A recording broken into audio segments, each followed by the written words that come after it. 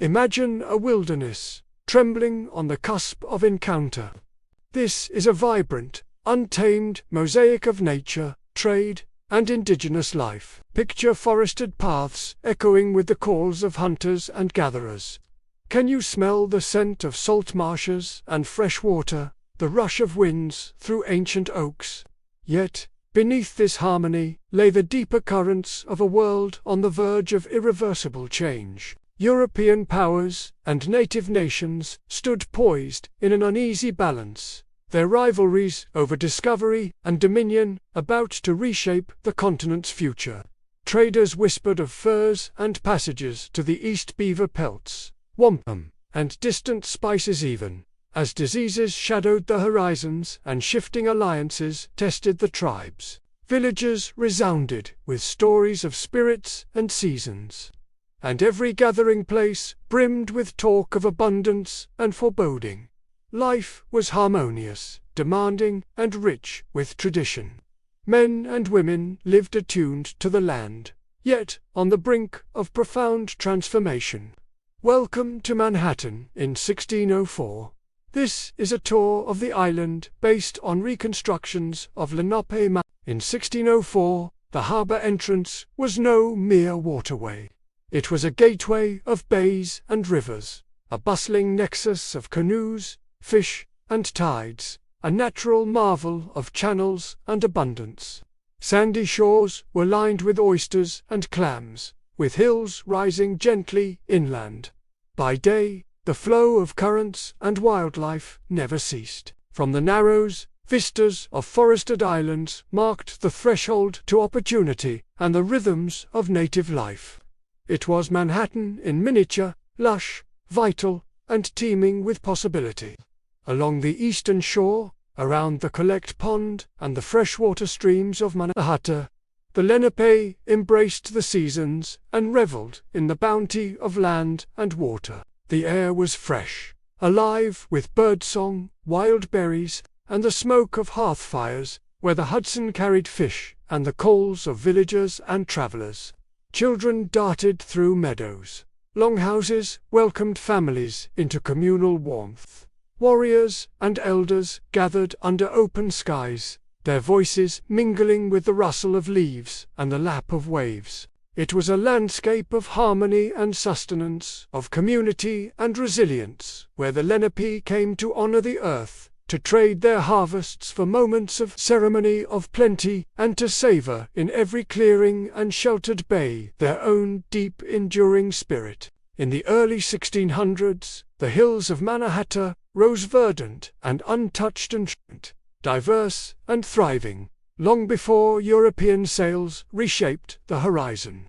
Across the island sprawled a tapestry of forests, wetlands, and trails, where deer paths, beaver dams, and village sites wove the fabric of daily existence. Within the woodlands, hunters, gatherers, and families moved beneath the canopy of oaks and chestnuts. Mannahatta was the island's living heart, a sanctuary of balance and plenty, its streams sparkling in sunlight, yet eternally tied to the cycles of nature. In just a few years, explorers like Henry Hudson, and all that followed, would alter its course forever, and the blueprint for the modern metropolis would begin to emerge. The southern tip was the vital nexus of Lenape trails, open and connected compared to the dense interior. At its heart, gathering places hosted councils and exchanges beneath skies framed by distant hills. In the meadows, fishermen and planters worked the fertile soils.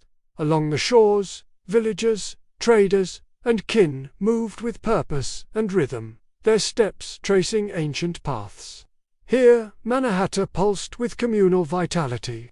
The air carried wood smoke from fires, the aroma of maize and fish, and the murmur of rivers. Storytellers in circles and children with games flowed in timeless cadence. It was a dance of survival and celebration. Winds whispered through reeds, marking the days, and canoes glided across bays, carrying families or visitors. Every journey echoed with the pulse of life, while on the horizon, sails of change hinted at the explorations and upheavals gathering. The Hudson's mouth loomed vast and inviting above the island's curve, a waterway of mystery and promise. Its ancient currents were steeped in the lore of ages. To the Lenape, it was both lifeline and boundary, the flowing heart of their world, where trade canoes met the tides.